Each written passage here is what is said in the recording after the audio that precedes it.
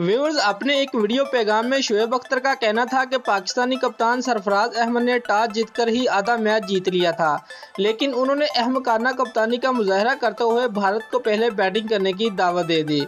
Viewers, Shoaib Akhtar का कहना था कि ऐसा महसूस हो रहा था कि सरफराज अहमद ये मैच जीतना ही नहीं चाहते। वो मैच के दौरान बिल्कुल रेलू कट्टे की तरह मैदान में नजर आए। स्पीड स्टार बॉलिंग के शोबे में खराब कारकर्दगी का मुजाहरा करने वाले हसन अली समेत अच्छी बॉलिंग करने वाले मोहम्मद आमिर पर भी तनकीद की।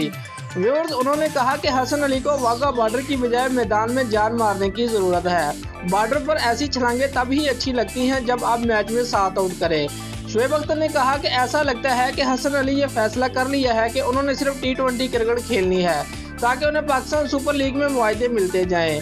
व्यूअर्स, मोहम्मद आमिर के हवाले से शोएब अख्तर का कहना था कि उनकी ये विकेटें पाकिस्तान के लिए कारआमद नहीं है, क्योंकि उन्होंने ऐसे वक्त में विकेटें हासिल की जब हरीफ टीम 300 रन के करीब पहुंच चुकी थी।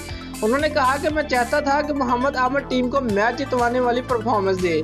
शोएब अख्तर ने टॉस के हवाले से कहा कि अगर पाकिस्तान टॉस जीतकर पहले बैटिंग करता और 300 रन बन जाते तो फिर भी मैं देखता कि भारत किस तरह हदफ हासिल करता।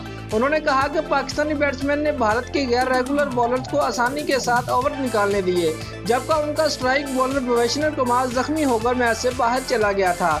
स्पीड स्टार ने कहा कि शायद हम ही गलती कर रहे हैं कि औसत दर्जे के खिलाड़ियों से बेहतरीन कारकर्दगी की उम्मीदें लगाए बैठे हैं।